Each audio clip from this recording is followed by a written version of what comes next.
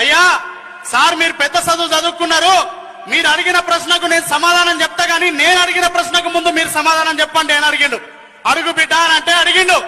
ఇడ నేను ఆపిన మందల ఎన్ని గొర్రెలు ఉన్నాయో లెక్కబెట్టి చెప్పుని సార్ అన్నాడు సింపుల్ గా. అని అంటే సింపుల్ పని కదా, చాలా సింపుల్ పని.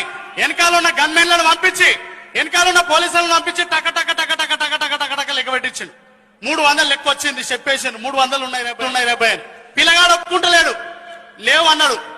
ఏయ్ నేను ఐఏఎస్ రా భయ్, పెద్ద చదువుకున్నా, బుడగోషి కానివి, నీకేం తెలుసురా లెక్క అని మనం తిట్టిను.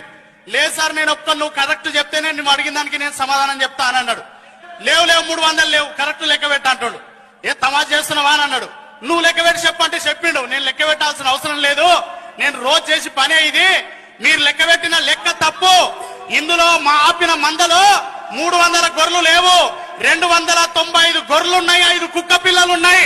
కుక్క పిల్లలకు గొర్రె పిల్లలకు తేడా తెలియని నీకు ఆంధ్రకు తెలంగాణకు ఎట్లా తేడా తెలుస్తుందని శ్రీకృష్ణ కమిటీకి సవాల్ ఇసిరిన మన కుర్మగొల్ల యాదవన్నల బిడ్డ, ఆ పిల్లగాని పేరు ఎలమంద.